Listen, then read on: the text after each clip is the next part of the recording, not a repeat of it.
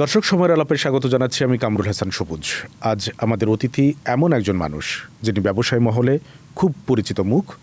অন্য ব্যবসায়ীর সমস্যাকে নিজের সমস্যা মনে করে যিনি সমাধানের চেষ্টা করেন, ব্যবসা বান্ধব পরিবেশ নিশ্চিতে যিনি সরকার এবং উদ্যোক্তার মাঝে মেলবন্ধনকারীর ভূমিকা রেখে চলেছেন যুগের পর যুগ ধরে, তিনি বিকেএমইর সভাপতি মোহাম্মদ হাতেম। হাতেম ভাই, সময়ের আলাপে আপনাকে স্বাগত। আপনাদেরকেও আমি বিকেএমইর পক্ষ থেকে শুভেচ্ছা জানাচ্ছি। আমরা প্রথমে জানতে চাচ্ছি যে আমরা এনবিআর ইস্যুতে কথা বলবো, আমরা বাণিজ্য মন্ত্রণালয় ইস্যুতে কথা বলবো, রপ্তানি আমদানির ইস্যুতে কথা বলবো, বিভিন্ন বিষয়ে কথা বলবো। প্রথমে জানতে চাচ্ছি আপনি আসলে মোহাম্মদ হাতেম ব্যবসায়ী মহলে এতটা পরিচিত হলেন কিভাবে? দেখেন, দীর্ঘদিন যাবৎ আমি এই সেক্টরে কাজ করছি। আশাটা কিভাবে? 90-এর দশকের একেবারে শুরুতে আমি প্রথমে বিজিএমইর সাথে সম্পৃক্ত হই এবং পরবর্তীতে বিকেএমইর জন্মটাও কিন্তু মূলত আমাদের কয়েকজনের হাতে, তার মধ্যে আমি অন্যতম। এবং আমার যে এমবিনিট ফ্যাশন, এটা বিকেএমইর মেম্বারশিপ নাম্বার 1, অর্থাৎ আমার মেম্বারশিপ দিয়ে বিকেএমইর জন্ম হয়েছে। তার মানে বুঝতেই পারছেন এটার সাথে আমার সম্পর্কটা কতটুকু গভীর। এবং সেই থেকে আজ পর্যন্ত এই সেক্টরের পলিসি নিয়ে নিরলসভাবে কাজ করে যাচ্ছি। মেম্বারদের নানা সমস্যা সুখ দুঃখে আমি তাদের পাশে থাকছি। এবং যে কোনো ইস্যুতে আপনি দেখেন, যে কোনো সমস্যা নিয়ে কথা কিন্তু অনেকেই বলতে চায় না, ভয়ে কথা বলে না। বিশেষ করে এনবিআর বা কাস্টমসের বিরুদ্ধে তো অনেকেই কথা বলতে চায় না। বাট আমি কিন্তু কোথাও থেমে থাকিনি, যে অন্যায়ের বিরুদ্ধে কিন্তু আমি সবসময় সোচ্চার ছিলাম। এবং যে কোনো অন্যায়ের বিরুদ্ধে আমি ওই মেম্বারের পক্ষে যতটুকু যেখান পর্যন্ত যাওয়া দরকার আমি কিন্তু গিয়েছি এবং যাচ্ছি।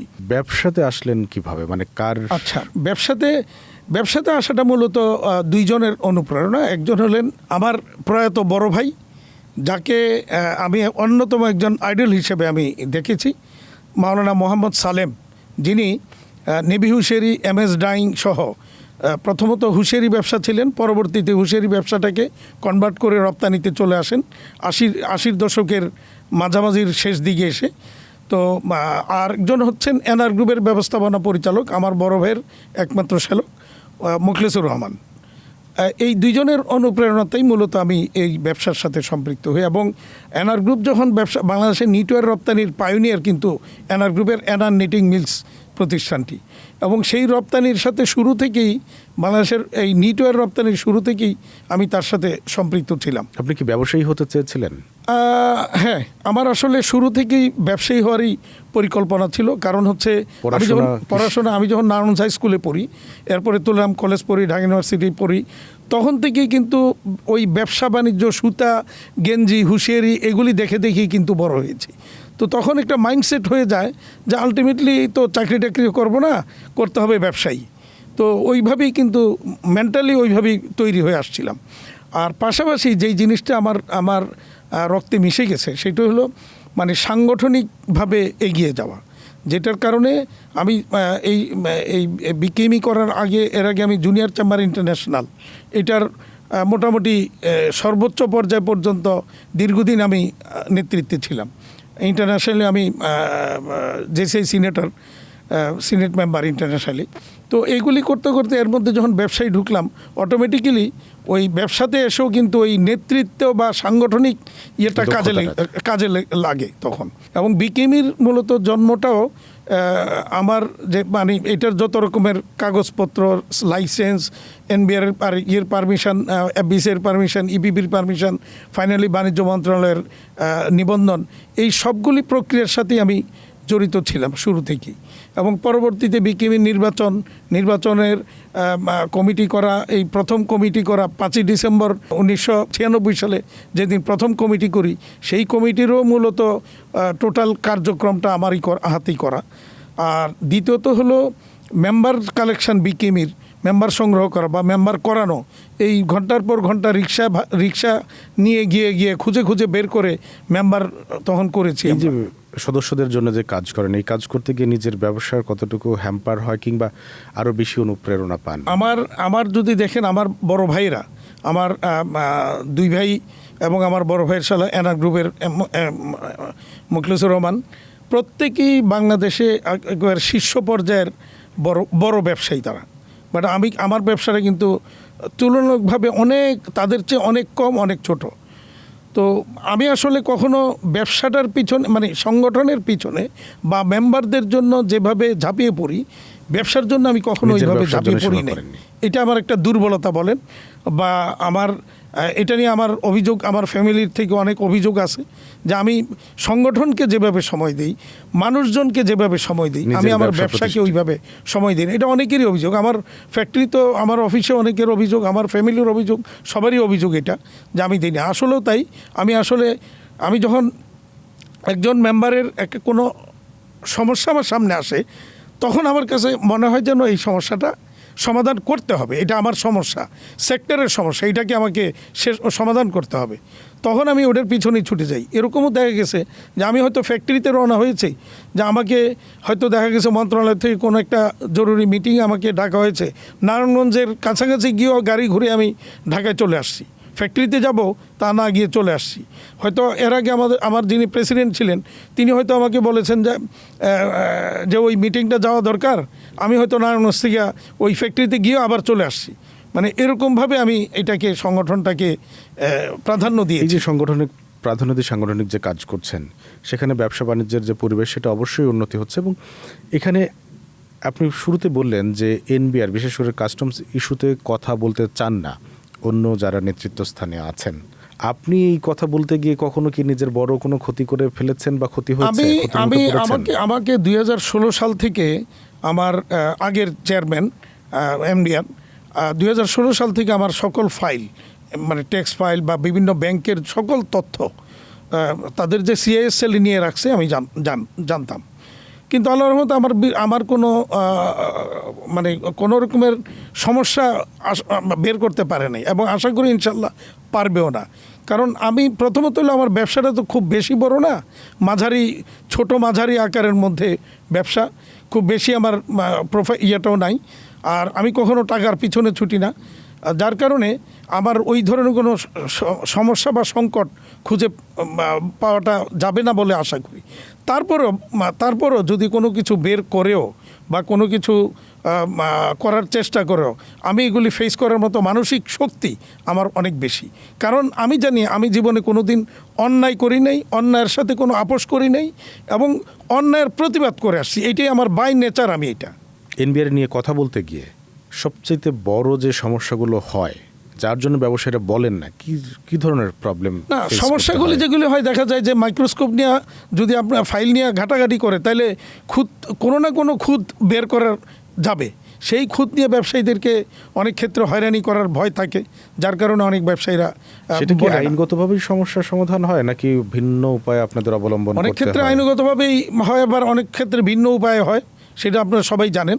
সেই ক্ষেত্রে ভিন্ন উপায়ে অনেক সময় যায়। আর বর্তমান যিনি এনবিআর এর চেয়ারম্যান এবং তার সাথে যারা মেম্বার আছেন, আমি মনে করি তাদের অনেকেই খুব যৌক্তিক বিষয়গুলি আমলে নেন, এবং আমি বর্তমান চেয়ারম্যানকে দেখেছি তিনি যৌক্তিক বিষয়গুলি আমলে নিয়ে সেইভাবে নির্দেশনাও দেন, যার কারণে আমি এখন আরও আগের চেয়ে এখন কথা বলতে আরও স্বাচ্ছন্দ্য বোধ করি। ওনাকে বিষয়গুলি আমি অবহিত করি, মেম্বারদেরকে অবহিত করি, যে কোনো কাস্টমসের যে কোনো পয়েন্টে যে কোনো রকমের অন্যায়, যে কোনো রকমের সমস্যাগুলি আমি ওনাদেরকে নলেজে দিই। আপনারা বিভিন্ন সময় যেভাবে কথা বলেন, যেভাবে অ্যাড্রেস করেন এনবিআর এর সমস্যাগুলোকে, আপনাদের অন্যতম বড় একটি প্রতিপক্ষের মতো আচরণ করেন তারা, যেটা আপনাদের বিভিন্ন সময়ের যে আলোচনা, যে বিভিন্ন সময়ের বক্তব্য। তাহলে কি ব্যবসা বাণিজ্য বান্ধব যে পরিবেশ, সেটা সম্ভব যদি এনবিআর আপনাদের সাথে এভাবে আচরণ করে? হ্যাঁ, দেখেন, আমি যদি আজকে এই রপ্তানি খাতের শুরু থেকেই বলি, এনবিআর এর অনেক অবদান আছে। এনবিআর এর অনেক ভালো ভালো এনবিআর এর মেম্বার আছেন, সদস্য আছেন, বা যারা এনবিআর এর কর্মকর্তা আছেন, যাদের পজিটিভ মানসিকতার কারণেই আজকে কিন্তু রপ্তানি খাত এই পর্যায়ে কিন্তু আসছে। অনেক রকমের সহযোগিতা ওনাদের ছিল এবং এখনও কিন্তু আছে। আমি স্পেসিফিক্যালি নাম বললেও বলতে পারি, অনেক অফিসার আছেন এখনও যে যারা আমাদেরকে নানাভাবে পজিটিভ সেন্স নিয়ে আমাদেরকে সহযোগিতা করেন, এরকম অনেকে আছেন এখনও। বাট কিছু সংখ্যক নিচে বেশি মেইনলি হচ্ছে নিচের লেভেলের আরও লেভেলে, বা যদি ধরি এরপরে এসি ডিসি এই লেভেলটার মধ্যেই সমস্যাগুলি বেশি হয়, আমরা ফেস করি, এবং দুর্নীতিটা সবচেয়ে বেশি হয় আরও লেভেলেই মূলত। এবং আপনি যদি দেখেন আমরা যে সমস্যাগুলি ফেস করি, এই সমস্যাগুলি যদি আরও ওর চাহিদা মতো আমরা শুরুতেই যদি তাদের ঘুষ বাণিজ্যটা ঠিকমতো হয়ে যেত, তাহলে কিন্তু এই সমস্যাগুলি কখনো থাকতো না। এবং সমস্যার সমাধান ইভেন আপনি দেখেন, মানে পরবর্তীতে তো আপনাদের সেই ঘুষ দিয়েই তো কাজ করতে না হয় না আমি যতগুলি কেস মানে হ্যান্ডেল করেছি বা যতগুলি প্রতিবাদে, কিন্তু সবাই তো মোহাম্মদ হাতেম না। হ্যাঁ না, প্রতিবাদ করেছি, প্রত্যেকটাই কোনো প্রকার ঘুষ ছাড়া, কোনো রকম ইয়ে ছাড়া কিন্তু আমি সমাধান পেয়েছি। এবং এটার জন্য আমি অবশ্যই ধন্যবাদ দিব এনবিআরের চেয়ারম্যান সহ মেম্বার বা আদার্স যারা কমিশনার ওই লেভেলে যারা কাজ করেন, বা একটু উপরের লেভেলে এডিসি, জয়েন্ট কমিশনার, এইসব লেভেলে যারা কাজ করেন। কখনো কখনো ডিসি লেভেলেও সহযোগিতা পেয়েছি, এরকম আছে, অনেক ঘটনা আছে। বাট আমি কিন্তু যেগুলি বলেছি বা ধরেছি, এগুলি কিন্তু কোনো প্রকার টাকা পয়সা ছাড়াই সমাধান হয়েছে। আর যেটা আমি বলতেছিলাম যে আপনি দেখেন যে যারা বন্ডের অপব্যবহার করে, বন্ডের আওতায় মাল এনে বিক্রি করে দেয় বাজারে, আপনি কি একটা উদাহরণ দিতে পারবেন বিগত 30, 35, 40 বছরে যে এনবিআর বা সরকার তাদের একজনকে দৃষ্টান্তমূলক শাস্তি দিয়েছে? আমার জানা মতে আমার নাই। কেন নাই? কারণ যারা এই অপকর্মটা করে তারা তো জানে তারা অপকর্ম, অন্যায় করতেছে। তো তারা এই কাজটা করার আগে যেখানে যেই ঘাটে যা দেওয়া দরকার সব কিছু দিয়ে ঘাট পরিষ্কার করে তারা আনে। ফলে তাদের মালটা আসলে কিন্তু বিন্দুমাত্র বিলম্ব হয় না বের হয়ে যেতে বা চলে যেতে। সমস্যা হয় প্রকৃত ব্যবসায়ীদের, মালামাল যখন আসে, আমদানি আসে বা রপ্তানি যায়, সেগুলির মধ্যেই সমস্যাটা তৈরি হয়। বাট ওদের সমস্যাটা হয় না। আমরা চাই তাদের বিরুদ্ধে দৃষ্টান্তমূলক শাস্তি চাই, আমরা একেবারে জনসমক্ষে আমরা শাস্তি চাই। কারণ এই সমস্ত কিছু সংখ্যক দুষ্কৃতিকারী, দুর্বৃত্তের কারণে পুরা সেক্টরের ভালো ব্যবসায়ীরা ক্ষতিগ্রস্ত হচ্ছে এবং আমাদের ইমেজ ক্রাইসিস হচ্ছে। এদের বিরুদ্ধে আমরা চাই যে সরকার, এনবিআর তাদের বিরুদ্ধে ব্যবস্থা নেই। আমরা তো এনবিআরের পাশে থাকবো। অনেক সংস্কারমূলক উদ্যোগের ভেতরে পরিবর্তন কতটা দেখছেন? হ্যাঁ, পরিবর্তন কিছুটা তো আছেই, তবে সবচেয়ে বড় কথা হলো যে সব কিছুর পরিবর্তনের আইনগত পরিবর্তন এবং মানসিক পরিবর্তন। আমি সেটাই বলছি, সব কিছু পরিবর্তনের আগে মানসিকতার পরিবর্তনটা প্রয়োজন। এটা না হলে আইন যতই পরিবর্তন হোক, মানসিকতার পরিবর্তন যদি না হয়, তাহলে ওই সমস্যা থেকেই যাবে। যেমন ওই যে আমরা একটা মানে গল্প শুনেছিলাম যে একজন এরকম ঘুষ খাইতো, মানুষকে হয়রানি করতো। তো সরকার ওই কর্মকর্তাকে কী করলো, নদীর ধারে বসাই দিল, তুই বইবে এনে ঢেউ গুনবি, শুধু এনে বসে থাকবি। তো সে কী করলো, ওখানে গিয়া ঢেউ গনতে গিয়া এবার ওই যে নৌকা পারাপার যত আছে ওইটারে ধরে, এই তোর নৌকা বেশি জোরে চলতেছে, এতে ঢেউ বেড়ে গেছে। ওখানে তার মানে যে এরকম করার, তাকে যেখানেই দেওয়া হোক না কেন সেইটা করবেই।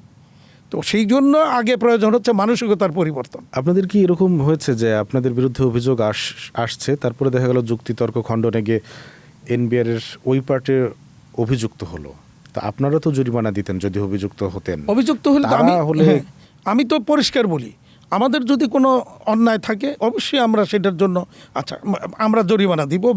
কিন্তু কিছু এটা বুঝতে হবে যে কিছু অন্যায় থাকে যে হয়তো ভুলের কারণে সামান্য কিছু, তাতে রাষ্ট্রের কোনো ক্ষতি হয় নাই, এরকম যদি হয় তাহলে সেই জায়গায় বড় ধরনের জরিমানার যে মানে ওই যে আপনি দেখেছেন 400% জরিমানার বিধান করে রেখেছে। কেন? এটার তো কোনো যুক্তি নাই। এই যে আপনার এইচএস কোডের জটিলতা রিসেন্টলি এনবিআর সমাধান করলেন একটা, এই জন্য অবশ্যই বর্তমান চেয়ারম্যান সহ মেম্বার যারা কাজ করেছেন এর পিছনে প্রত্যেকেরই আমরা সাধুবাদ জানাই, কৃতজ্ঞতা জানাই, ধন্যবাদ জানাই। কিন্তু এই যে সামান্য রকমের ভুল ত্রুটির কারণে 400% জরিমানা করা, এটা আমরা মনে করি কোনোভাবেই কাম্য নয়। কারণ এতে কিন্তু রাষ্ট্রের কোনো ক্ষতি আমরা করি নাই। কেন করি নাই? আমি মনে করেন এইচএস কোডের একটা যদি ভুল হয়েও থাকে, তাতে আমার কিন্তু যে কোনো এইচএস কোডে আমি মাল আনি না কেন, আমার ডিউটি ফ্রি। আর যদি এরকম হইতো যে আমি ইচ্ছা করে ইন্টেনশনালি কম শুল্ক দেওয়ার মতো একটা এইচএস কোড ব্যবহার করেছি ইনস্টিটিউট অফ বেশি শুল্ক দেওয়ার জায়গায়, সেখানে আবার অন্যায়, সেখানে আপনি জরিমানা করেন 400%, আমাদের আপত্তি নেই। কিন্তু এই সমস্ত ক্ষেত্রে এটা কি বলা হয়, এটাকে ওনারা বলেন মিথ্যা ঘোষণা, যেটা এই শব্দটাও আমাদের আপত্তি আছে। এটা মিথ্যা ঘোষণা না, এটা হয়তো সাপ্লায়ার সে হয়তো কোনো কারণে ভুলে বা সে হয়তো বুঝছে। যেমন আমি যে ইয়েটা নিয়ে কথা বললাম যে দুইটাই ম্যানমেড ফাইবার, 5408 এবং 5407। এখন আমার আমদানিকারক এনেছেন 5408-এ কাস্টমস বলছে এটা 5407-এ আসবে, হইতে পারে এটার সামান্য, দুইটাই ম্যানমেড ফাইবার, একই রকমের জিনিস, বাট সামান্য একটু পার্থক্য আছে। সেই পার্থক্যটার কারণে তাকে মাল আটকায় রাখা, 2 মাস 2.5 মাস আটকায় রাখা, তার 3.5 কোটি টাকা জরিমানা করা, এটি রীতিমতো অন্যায়। আদম ভাই, আমরা বিশ্ববাজারের দিকে যাব, তার আগে একটু জানবো যে আমরা মাঝে মাঝেই শুনি আপনারাও এনবিআর এর কাছে থেকে টাকা পান। এনবিআরই শুধুমাত্র রাজস্ব বাবদ আপনাদের কাছে থেকে টাকা আদায় করে না, এবং সেই টাকা দিতে দিতে গিয়ে এনবিআর এর কাছে আপনাদের পাওনা আছে। এই বিষয়টা কি আসলে? এটা একটা খুব আমি দীর্ঘদিন যাবত এই বিষয়ে কথা বলে আসছি, কিন্তু কোনো সমাধান পাই নাই, আদৌ পাবো কিনা জানি না। বিষয়টা হচ্ছে যে আপনি যদি দেখেন আমাদের কাছ থেকে এআইটি নেওয়া হয়, অ্যাডভান্স ইনকাম ট্যাক্স, আমাদের রপ্তানির উপরে, সরাসরি রপ্তানির উপরে প্রসিডিউরালাইজ হলে পরে 1% কেটে নেয়। তো যখনই আপনি অ্যাডভান্স ইনকাম ট্যাক্স নেন, এটার নিয়ম হলো, এটা মূল চেতনাই হচ্ছে, মৌলিক চেতনাই হচ্ছে যে আমি যখন রিটার্ন দাখিল করব তখন আমার যা ট্যাক্স হবে, যদি বেশি নিয়ে থাকেন তাহলে বাড়তিটা আমাকে ফেরত দিবেন, আর যদি কম হয়ে থাকে তাহলে বাকি বাড়তি যেটা আমি দিব। এখন আজকে যদি ঘটনা এরকম ঘটতো যে আমার কাছে আমি যা 12% হারে, আমার কর্পোরেট ট্যাক্স হার হলো 12%, এই 12% হারে ওনারা আমার কাছ থেকে সে একটা অ্যামাউন্ট, 12% তো আপনার লাভের, প্রফিটের, আমি যা প্রফিট করব তার 12% আমার কর্পোরেট ট্যাক্স। তাইলে সে মনে করেন আমার যে টাকাটা ওনারা নিলেন অ্যাডভান্স, তাতে গিয়ে যদি দেখা যায় 12% হারে এর চেয়ে বেশি প্রাপ্য হয়েছেন, তাহলে কি ওনারা আমাকে ছেড়ে দিতেন? বাকিটা কিন্তু নিতেন। এখন আমি যখন প্রাপ্য হইলাম তখন কিন্তু ওনারা ফেরত দিচ্ছেন না, আবার পরবর্তী বছরের জন্য নাইলে রিজার্ভ রাখবেন সেটাও রাখছেন না, অথবা অন্য কোথাও আমার কাছে তারা প্রাপ্য হয়েছেন সেখানে অ্যাডজাস্টমেন্ট করবেন সেটাও করেন না।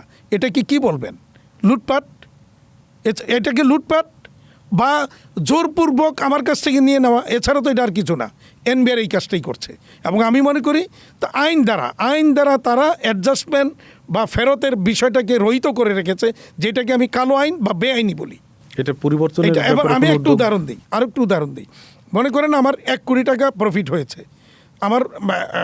আমার কাছ থেকে আমার 100 কোটি টাকা রপ্তানি হয়েছে, 1% হারে ওনারা 1 কোটি টাকা আমার এআইটি নিলেন।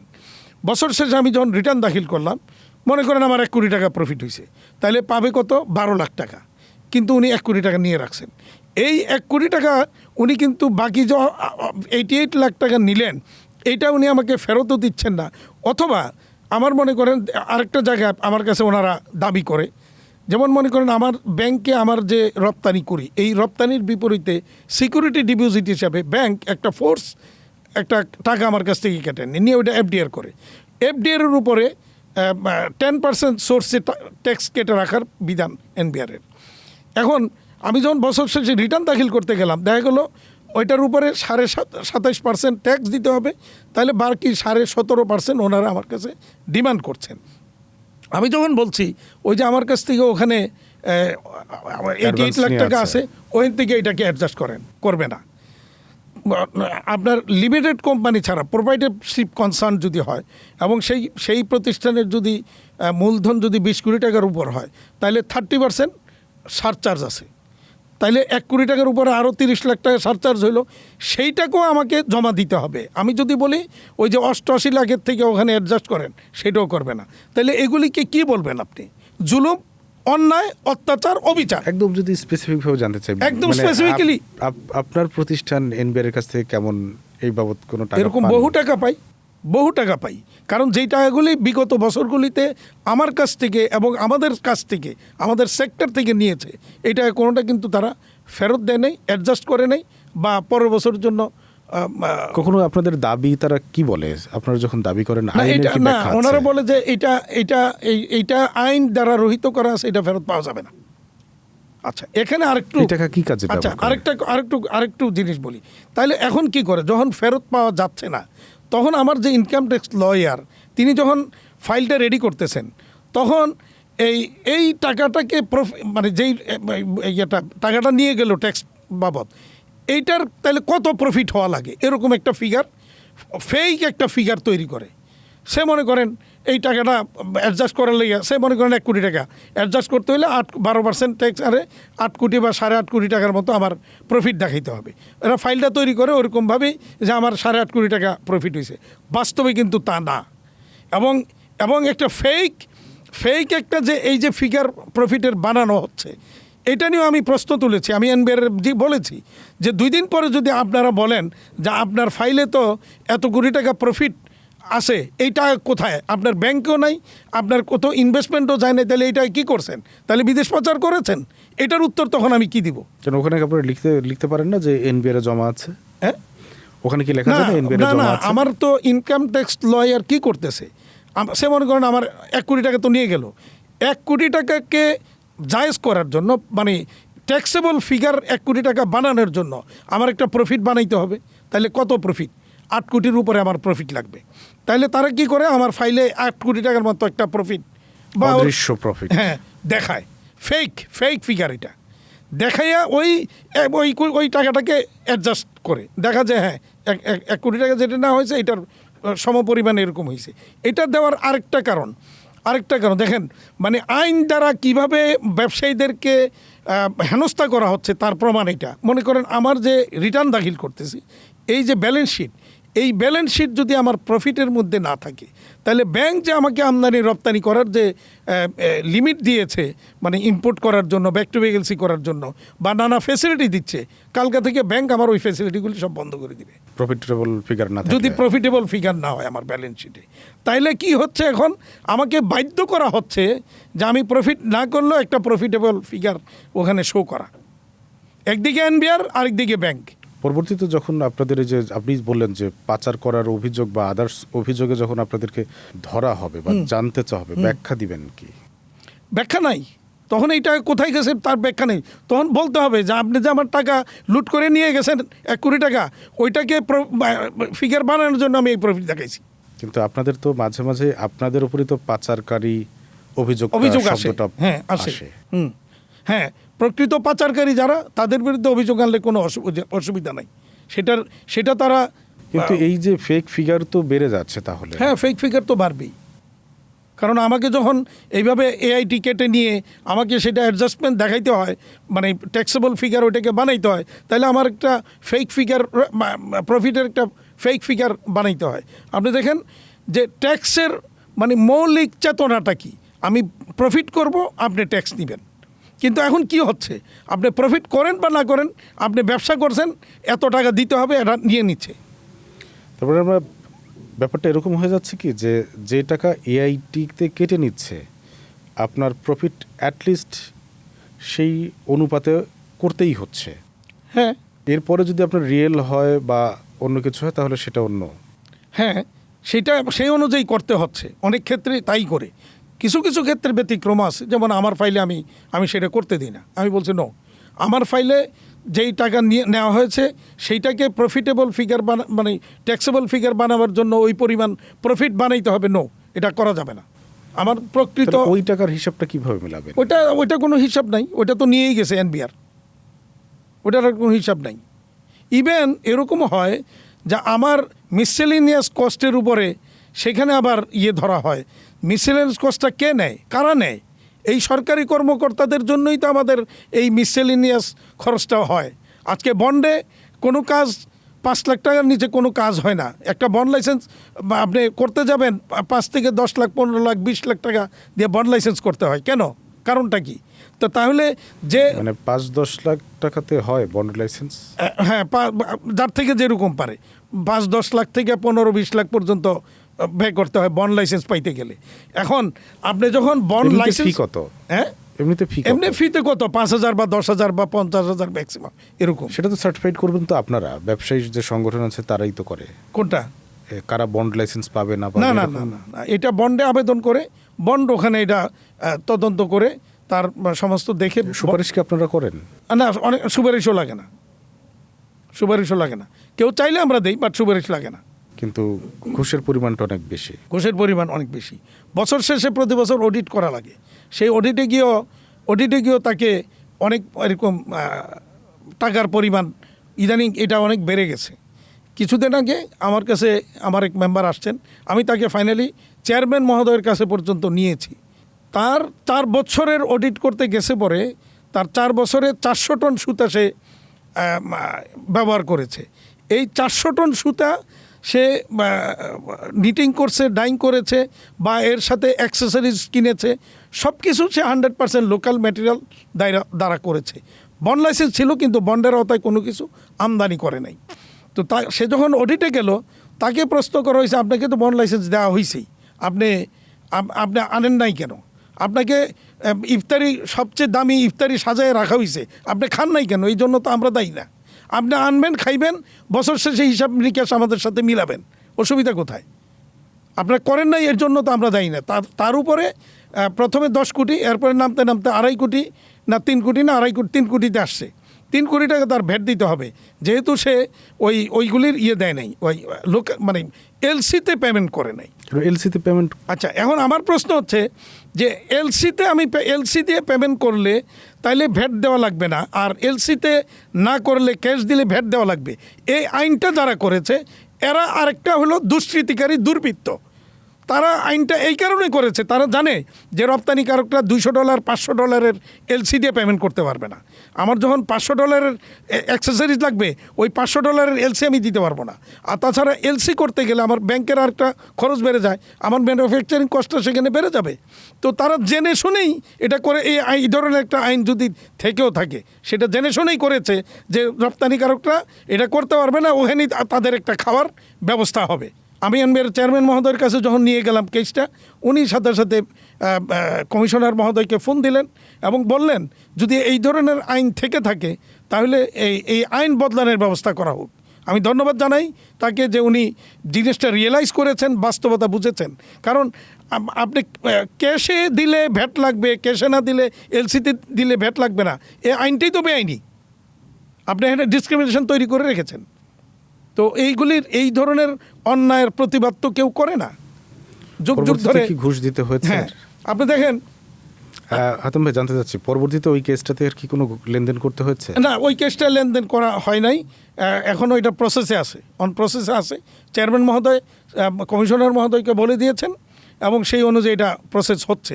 জানি না ফাইনালি কী হবে, এখনও শেষ হয়নি কাজটা। তবে আমরা একটু যদি বিশ্ববাজারের দিকে যাই, আমরা দেখি যে বিভিন্ন দেশ, বিশেষ করে আমেরিকান একটা ট্যারিফ ওয়ার চলছে, সেটার প্রভাব বিশ্বব্যাপী আছে, শুধু পোশাক খাত না, অন্যান্য খাতেও আছে। প্রতিযোগিতা বাড়বে অন্য দেশে, খুব স্বাভাবিক, এই ব্যাপারটাই আছে।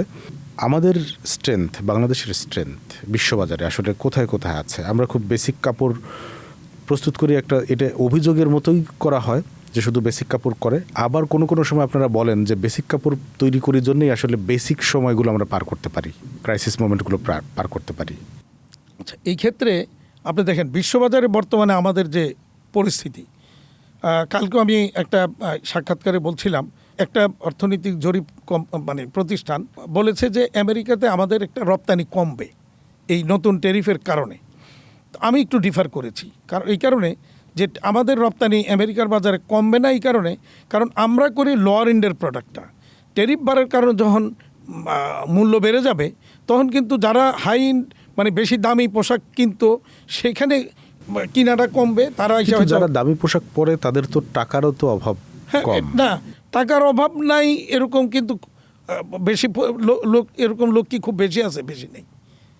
যারা দামি পোশাক পরে এরকম কিছু লোক তো আছেই, দাম যত বাড়ুক তারা সেই দামেই কিনবে। কিন্তু কিছু শ্রেণীর মানুষ তো আছে, তারা হয়তো সীমার মধ্যে থাকলে একটু বেশি দামি পড়ে। যখন এটা 20% বা 50%, যেমন ধরেন 50% যদি চায়নার মালের উপর বেড়ে যায় বা ইন্ডিয়ার মালের উপর 50% ট্যারিফ বেড়ে যায়, তাহলে ওইটার মূল্যটা যেইভাবে বাড়বে, বাংলাদেশের ইয়েটা তো ওইভাবে বাড়বে না। আর তাছাড়া লোয়ার এন্ডের প্রোডাক্টটা মেইনলি আমরা করি। তো চায়না থেকে যে মালগুলি যারা রপ্তানিটা কমে যাবে, মেইনলি লোয়ার এন্ডের প্রোডাক্টটাই কমবে এবং সেটা আসবে বাংলাদেশে। আর এইটার কি আসতে শুরু করেছে? এখনও শুরু করেনি। বাইরেরা এখানে আনইথিক্যাল একটু বাইং প্র্যাকটিস করার চেষ্টা করছে। তারা এই যে নতুন 20% ট্যারিফের একটা অংশ আমাদের এখানে চাপিয়ে দেওয়ার চেষ্টা করছে, যেটা আমি বারবার আমাদের রপ্তানিকারকদেরকে বলেছি, আপনারা কোনোভাবেই এইটাকে অ্যাকসেপ্ট করবেন না, কারণ তাদেরকে বাংলাদেশেই আসতে হবে, বিকল্প তাদের হাতে নেই। সুতরাং আমাদের একটু এই জায়গাটাতে স্ট্রং হইতে হবে। হাতেম ভাই, দশকের পর দশক ধরে আপনারাই কাপড় তৈরি করে দিচ্ছেন এবং বিভিন্ন ব্র্যান্ডের নামে সেগুলো আসলে সেল হচ্ছে। আমাদের দেশের কোনো ব্র্যান্ড এভাবে কি ওয়ার্ল্ড ওয়াইড প্রতিষ্ঠিত হয়েছে বা করার কোনো চেষ্টা আছে, যাদেরকে আপনারা সরবরাহ করবেন, কিংবা আপনাদেরই যে পোশাক কারখানা আছে সেই কারখানার নামেই, আপনাদের কোম্পানির নামেই কোনো ব্র্যান্ড তৈরি হবে? আমরা দেখেন যুগ যুগ ধরে কিন্তু বিশ্বের বড় বড় ব্র্যান্ডের কাপড় সরবরাহই করে যাচ্ছি। আমরা নিজেদের কোনো একটা এরকম ব্র্যান্ড কিন্তু আমরা তৈরি করে নেই বিশ্ব বাজারে। তো আদৌ সেই দিকে আমরা মেড ইন বাংলাদেশ একবার আমরা চালু করার চেষ্টা করেছিলাম, এখন পর্যন্ত ওরকম উদ্যোগ হয় নাই। ভবিষ্যতে হয়তো বা কেউ যদি উদ্যোগ নিয়ে বিশ্ববাজারে ওরকম কোনো ব্র্যান্ড চালু করার চেষ্টা করে, সেটাকে আমরা অবশ্যই আমরা চিন্তা করব বা চেষ্টা করব যে করা যায় কিনা। কিন্তু এখন পর্যন্ত যেটা হচ্ছে, বিশ্বের বড় বড় ব্র্যান্ডদের চাহিদা অনুযায়ী তাদের পোশাকটাই আমরা তৈরি করে তাদেরকে আমরা দিয়ে যাচ্ছি, সেটাই হচ্ছে। তো এই ব্র্যান্ড তৈরির পেছনে যেটা মেড ইন বাংলাদেশ উদ্যোগ নিয়েছিলেন, সেইটা সাকসেস হলো না কেন? সেইটা আসলে বিশ্ববাজারের বর্তমান অর্থনৈতিক পরিস্থিতির কারণেই মূলত আমরা আর এগোতে পারিনি। যেমন ধরেন কোভিড উত্তর রাশিয়া ইউক্রেন যুদ্ধ, এই দুইটাই কিন্তু আমাদেরকে সবচেয়ে বেশি পিছিয়ে দিয়েছে। এবং এখন পর্যন্ত রাশিয়া ইউক্রেন যুদ্ধের কারণে বিশ্বের অর্থনীতি কিন্তু ওইভাবে দাঁড়ায়নি আমরা একটা অবস্থান তৈরি করতে পারবো। মানে তখন থেকেই আমরা কিন্তু মূলত টিকে থাকার সংগ্রামে লিপ্ত আছি। তো আমরা নতুন কোনো কিছু কখন করব, যখন একটা ভালো টিকে আছি এবং ভালোভাবে টিকে থেকে এগিয়ে যাচ্ছি, তখন আমরা ওরকম চিন্তা করব। কিন্তু ওই ধরনের চিন্তা করার এখনও এই কারণেই মূলত আমাদের এখনও সুযোগ হয়নি। আপনারা বাইরের চাহিদা মতো পোশাক তৈরি করেন, সেক্ষেত্রে আমাদের এখানে ডিজাইনিং, ফ্যাশন, এগুলো কিভাবে চেঞ্জ হচ্ছে, এগুলো কিভাবে অ্যাডাপ্ট করছেন? আমাদের নিজেরা কি এই ম্যান পাওয়ার তৈরি হচ্ছে? হ্যাঁ, কিছু কিছু ক্ষেত্রে আমাদের কিন্তু এটা শুরু হয়েছে। আমরা নিজস্ব ডিজাইন আমরা তৈরি করতেছি, এখান থেকে আমরা ডিজাইন করে বায়ারদেরকে দিচ্ছি, দিলে পরে বায়াররা সেখান থেকে চুজ করছে। এবং সেই ক্ষেত্রে কিন্তু আমরা কিন্তু ওই পণ্যের মূল্যটা কিন্তু একটু ভালো পাই। বায়ারদের ডিজাইন অনুযায়ী যে অর্ডারগুলি করি, তার চেয়ে একটু ওইটার মধ্যে কিন্তু আমরা ভালো রেজাল্ট আছে, আমাদের ভালো রেট পাই নিজেরা ডিজাইন করলে। আরেকটি বিষয় হচ্ছে যে প্রোডাক্টিভিটি বাড়াতে গিয়ে এখন রোবোটিক্স কিংবা এআই এর ব্যবহার কেমন বাড়ছে আমাদের শিল্পে? এই জায়গাতে আমরা অনেক পিছিয়ে আছি এখনও, এবং যার কারণে আমরা কিন্তু বারবার বলছি যে ফরেন ইনভেস্টমেন্ট যেগুলি আসা দরকার, আমরা সিরিয়াসলি সেটা চেষ্টা করছি। এবং চায়নাকে, বিশেষ করে চায়না এখন রিলোকেট করতেছে তাদের ইন্ডাস্ট্রি। বর্তমান বিশ্ব বাজারের অর্থনৈতিক কন্ডিশন বা বাণিজ্য নিষেধাজ্ঞা সহ নানা রকমের সমস্যার কারণে চায়না তাদের ইন্ডাস্ট্রিগুলিকে রিলোকেট করার চেষ্টা করছে। সেই ক্ষেত্রে আমরা চেষ্টা করতেছি তাদেরকে বাংলাদেশে আনার জন্য। আনলে দুইটা জিনিস আমাদের লাভ হবে। একটা হচ্ছে নতুন নতুন প্রযুক্তি, এআই বা রোবোটিক, এই সমস্ত জিনিসগুলি আসবে। আর সাথে এইগুলি পরিচালনার ক্ষেত্রে যাদের টেকনিক্যাল ক্যাপাসিটি আছে, সেই সমস্ত লোকগুলি যখন বাংলাদেশে আসবে, তাদের সাথে থেকে আমাদের লোকজন কিছু সেখানে শিখবে। সেই কারণে আমরা মনে করি যে প্রয়োজনে ইনসেন্টিভ দিয়ে হলেও এই এই ধরনের ফরেন ইনভেস্টমেন্টকে আমাদের এখানে সুযোগ দেওয়া দরকার। আমরা একদম শেষ দিকে ছোট করে একটু জানতে চাই যে কি সমস্যা এখন সবচেয়ে বেশি আছে, যেগুলো আপনাদের খুব ভোগাচ্ছে, যার জন্য আপনারা এগিয়ে যেতে পারছেন, আর কি সম্ভাবনা আছে যার জন্য আপনারা এই সমস্যাগুলোর ফেস করেই এগিয়ে যেতে চান? দেখেন, আমেরিকার বর্তমান ট্যারিফের কারণে আমাদের কিন্তু একটা বিশাল সুযোগ তৈরি হয়েছে। আমি কিন্তু অনেকদিন যাবতই বলে আসছি, মিডিয়াতেও বলেছি, সরকারকেও বলেছি যে এই সুযোগটা কি আমরা আসলে কতটুকু নিতে পারবো, তা বিরাট প্রশ্ন রয়েছে। কারণ আমাদের প্রধান সংকট এই মুহূর্তে যেটা আমরা মনে করি, সেটা হচ্ছে ব্যাংকিং খাতে। বাংলাদেশ ব্যাংক মনে করছেন যে বাংলাদেশ বোধহয় এখনই ইউকে, জার্মানি বা ইউরোপ বা আমেরিকা হয়ে যাবে, যেটা কোনো দিনই সম্ভব না। এবং পলিসিগুলি কিন্তু ওয়ার্ল্ডের বেস্ট পলিসি তারা করছেন, এর মধ্যে কোনো সন্দেহ নেই। কিন্তু সব ক্ষেত্রে সবসময় কিন্তু ওয়ার্ল্ডের বেস্ট পলিসি দিয়া বাংলাদেশের মতো থার্ড ওয়ার্ল্ড কান্ট্রির এরকম অর্থনৈতিক ভঙ্গুর একটা দেশে এই ওয়ার্ল্ডের বেস্ট পলিসি চলবে না। এখানে পলিসি অ্যাডপ্ট করতে হবে এই দেশের আর্থসামাজিক প্রেক্ষাপট মাথায় বিবেচনা নিয়ে। এখন IMF, ওয়ার্ল্ড ব্যাংক ওখানে বসে ওই ইউরোপ স্ট্যান্ডার্ডে একটা পলিসি দিয়ে প্রেসক্রিপশন দিয়ে পাঠাই দিবে, আর ওই প্রেসক্রিপশন কপি করে বাংলাদেশ ব্যাংক সার্কুলার দিয়ে দিবে, তাহলে কিন্তু বাংলাদেশের ওই অর্থনীতি কিন্তু এগোবে না, মুখ থুবড়ে পড়বে, ধ্বংস হবে। এবং এখন ইদানিং সবচেয়ে বেশি সমস্যা, সংকট আমরা ফেস করছি এইসব কারণে ব্যাংকের সাথে। ব্যাংক নানাভাবে আমাদের যখন তখন আমাদের আমদানি রপ্তানি কার্যক্রম বন্ধ করে দিচ্ছে, আমাদের ব্যাক টু ভেহিকেলসি বন্ধ করে দিচ্ছে, আমাদের এক্সপোর্ট করে ডকুমেন্টস দিলে ডকুমেন্ট পারচেস করে টাকা দেওয়া বন্ধ করে দিচ্ছে, শ্রমিকের মজুরির টাকা দিচ্ছে না। নানা সংকটের মধ্যে ফ্যাক্টরি তো বন্ধ হচ্ছে। হ্যাঁ, এতে গিয়া ফ্যাক্টরিগুলো বন্ধ হচ্ছে। এই ধরনের অসহযোগিতা, ব্যাংকের অসহযোগিতার কারণে চরম অসহযোগিতা চলছে ব্যাংকগুলির দিক থেকে, 2 নাম্বার হচ্ছে গ্যাস বিদ্যুতের সংকট। এইটাও আমরা দীর্ঘদিন আপনারা জানেন আমরা বলে আসছি, সরকার এই জায়গায় চেষ্টা করছেন, কিন্তু আদৌ আমরা কতটুকু সমাধান পাচ্ছি এটা প্র্যাকটিক্যাল ফিল্ডে গেলেই আপনারা বুঝতে পারবেন। যেভাবে কারখানা বন্ধ হচ্ছে সেভাবে কি নতুন কারখানা কিংবা কারখানার সম্প্রসারণ হচ্ছে কিনা? যদি না হয় তাহলে তো কর্মসংস্থানে একটা চাপ তৈরি হবে, দিন শেষে রপ্তানি আয়ের উপর বড় ধরনের একটা প্রভাব পড়বে। নতুন মানে ফ্যাক্টরি কিন্তু আসছে কিছু, কিন্তু যে হারে বন্ধ হচ্ছে ওই হারে আসছে না। অর্থাৎ বন্ধ যদি 200 হয়, নতুন হয়তো 100 হচ্ছে, 50টা হচ্ছে, 60টা হচ্ছে, 70টা হচ্ছে। তো যার কারণে কর্মসংস্থান কিন্তু ডে বাই ডে কমবে এবং কমতেছে। আর আগামী 1 বছরে বহু ফ্যাক্টরি বন্ধ হবে, কারণ আমরা যা মানে আমরা কি দেখি, মানুষকে যখন ক্যান্সারে আক্রান্ত হয় তখন এরপরে দেখা যায় যে 2-3 বছর পরে গিয়া ওই রুগী, ক্যান্সার আক্রান্ত রুগী মারা যায়। আবার কেউ ওই ক্যান্সার আক্রান্ত হওয়ার পরেও ফিরে আসে ভালো ট্রিটমেন্ট যদি পায়। তো এই ভালো ট্রিটমেন্টটা দেওয়ার মালিক হচ্ছে বাংলাদেশ ব্যাংক। মানে অর্থনৈতিকভাবে তাকে সহযোগিতা করা, তাকে মানে ওই সময়কার প্রেক্ষাপট বিবেচনায় নিয়ে পলিসি দিয়ে তাকে ওখান থেকে উদ্ধার করে আনার এখন তো দায়িত্বটা বাংলাদেশ ব্যাংকের। তো এখন অর্থ দিয়ে সহযোগিতা করার মতো অবস্থা আসলে ব্যাংকের কতটুকু আছে জানি না, কিন্তু পলিসি দিয়ে সহযোগিতা করা, পলিসি আমরা সেটাই চাই। আমরা অর্থনৈতিক মানে সহযোগিতার চেয়ে পলিসি সাপোর্টটাই আমরা বেশি চাই, যেই জায়গাটা আমরা খুব অভাব ফিল করছি এই মুহূর্তে। এবং ইদানিং বাংলাদেশ ব্যাংক মানে ইভেন যে সমস্ত পলিসিগুলি করছেন, দুর্ভাগ্যজনক হচ্ছে অধিকাংশ ক্ষেত্রেই স্টেক হোল্ডারদের সাথে কোনো আলোচনা করছেন না। ফলে ওনাদের মতো একটা করে যাচ্ছেন। সেই ক্ষেত্রে দেখা যাচ্ছে যে এরপরে যেই পলিসিটা হচ্ছে সেখানে কিছু খুঁত থেকে যাচ্ছে। যেমন ধরেন নতুন করে একটা রিশিডিউলের দেওয়া হয়েছে, সার্কুলার দেওয়া হয়েছে। আমরা বাংলাদেশ ব্যাংকে ধন্যবাদ জানাই, যেমন মানে কিছুটা হলো এই সময় বেঁচে থাকার জন্য, টিকে থাকার জন্য একটা ভালো পলিসি ওনারা দিয়েছেন রিসেন্টলি। গত 16ই সেপ্টেম্বরে বোধহয় এটা জারি করে, 15 বা 16 সেপ্টেম্বর। কিন্তু সেখানে কিন্তু যে ওই ইন্টারেস্টটা কি হবে, সেটা কি ব্লক থাকবে, আগের যেমন সার্কুলারে বলা ছিল ওইটা ব্লক থাকবে, এখানে কিন্তু এটা বলা হয়নি, পরিষ্কার করা হয়নি যে এই জায়গাগুলি পরিষ্কার হওয়া দরকার। কারণ আপনি একদিকে যদি 15% হারে ডিম পারতে থাকে, তাহলে জীবনেও কোনো দিন এই পলিসি দিয়ে ওই ব্যবসায়ী উদ্ধার হয়ে আসতে পারবে না। হাতেম ভাই, মূল্যবান সময় দেওয়ার জন্য আপনাকে ধন্যবাদ। আমরা একদম শেষ পর্যায়ে আসছি। আমরা বিভিন্ন সময় আসলে আপনাকে আরও বার চাই, বিভিন্ন ইস্যুতে কথা বলতে চাই। আজকের আমাদের সময় দেওয়ার জন্য আপনাকে ধন্যবাদ। এই সময়ের আলাপের আবারও দর্শকদেরকে আমি আমাদের পক্ষ থেকে ধন্যবাদ জানাই, আপনাকে ধন্যবাদ এবং আপনাদের কলাকুশলীকে ধন্যবাদ। এবং পাশাপাশি আমি মনে করি যে বাংলাদেশ ব্যাংক এই মুহূর্তে সবচেয়ে বেশি জরুরি হচ্ছে আমাদের বাংলাদেশ ব্যাংকের পলিসি, এবং পাশাপাশি কাস্টমস এনবিআর যদি আমাদেরকে আগের মতো সবসময় যেভাবে সহযোগিতা করেছে যদি করে, বাংলাদেশ ব্যাংক যদি পলিসি সাপোর্ট দিয়ে আমাদেরকে সহযোগিতা করে, তাহলে আজকে যে সমস্ত ফ্যাক্টরিগুলি বন্ধ হওয়ার উপক্রম হয়েছে এগুলি অন্তত বেঁচে যাবে, তাতে কর্মসংস্থানও বেঁচে যাবে। ধন্যবাদ হাতেম ভাই। দর্শক, ব্যবসা বাণিজ্যের বিভিন্ন দিক নিয়ে আমাদের সাথে কথা বলছিলেন বিকেএমের সভাপতি মোহাম্মদ হাতেম। জানালেন কোন সমস্যাগুলো সমাধান করা খুব দ্রুত গতিতে উচিত, কোন সম্ভাবনাকে সামনে রেখে তারা এই সমস্যার সমাধান চান এবং এগিয়ে যেতে চান।